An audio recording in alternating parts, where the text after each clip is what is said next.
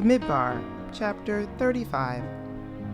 In the plains of Moab by the Yarden, across from Jericho, Yehovah said to Moshe, "Order the people of Israel to give to the Leviim cities to live in from the heritage they will possess, and you are also to give the Leviim some of the open land surrounding the cities. They are to have the cities to live in, while their open land will be for their livestock, for growing crops, and for all their animals.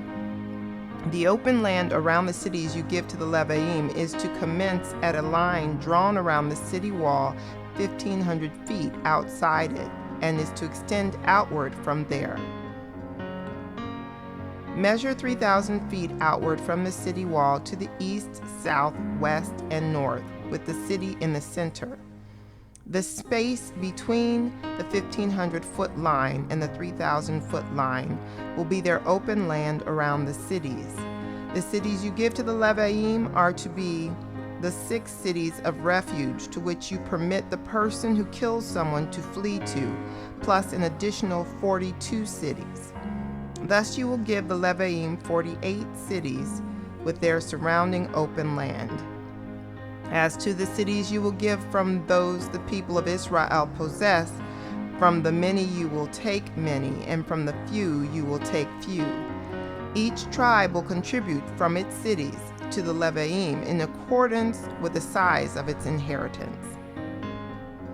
Yehovah said to Moshe, "Tell the people of Israel, when you cross the Yarden into the land of Canaan, you are to designate for yourselves cities that will be cities of refuge for you, to which anyone who kills someone by mistake can flee.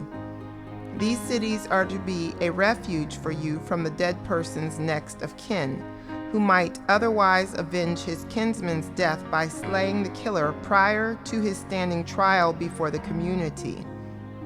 In regard to the cities you are to give, there are to be 6 cities of refuge for you. You are to give 3 cities east of the Yarden and 3 cities in the land of Canaan. They will be cities of refuge. These 6 cities will serve as refuge for the people of Israel, as well as for the foreigner and resident alien with them, so that anyone who kills someone by mistake may flee there. However, if he hits him with an iron implement and thus causes his death, he is a murderer. The murderer must be put to death.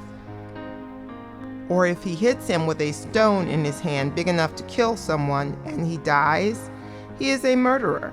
The murderer must be put to death. Or if he hits him with a wood utensil in his hand capable of killing someone and he dies, he is a murderer. The murderer must be put to death. The next of kin avenger is to put the murderer to death himself. Upon meeting him, he is to put him to death. Likewise, if he shoves him out of hatred, or intentionally throws something at him causing his death, or out of hostility strikes him with his hand so that he dies, then the one who struck him must be put to death. He is a murderer. And the next of kin avenger is to put the murderer to death upon meeting him. But suppose he shoves him suddenly, but without hostility, or he throws something at him unintentionally, or without seeing him, being his enemy or seeking to harm him. He throws a stone big enough to cause death, and the person dies. Then the community is to judge between the one who struck him and the next of kin avenger in accordance with these rules. And the community is to save the killer from the next of kin avenger.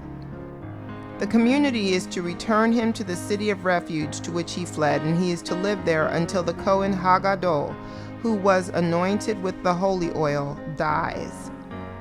But if the killer ever goes beyond the limits of the city of refuge he fled to, and the next of kin avenger finds him outside the limits of his city of refuge, and the avenger kills the killer, he will not be guilty of the man's blood, because he must stay in his city of refuge until the death of the Kohen Hagadol. But after the death of the Kohen Hagadol, the killer may return to the land he owns. These things shall constitute your standard for judgment through all your generations wherever you live. If anyone kills someone, the murderer is to be put to death upon the testimony of witnesses. But the testimony of only one witness will not suffice to cause a person to be put to death. Also, you are not to accept a ransom in lieu of the life of a murderer condemned to death. Rather, he must be put to death. Likewise, you are not to accept for someone who has fled to his city of refuge a ransom that would allow him to return to his land before the death of the Cohen. In this way, you will not defile the land in which you are living, for blood defiles the land, and in this land no atonement can be made for the bloodshed in it except the blood from him who shed it.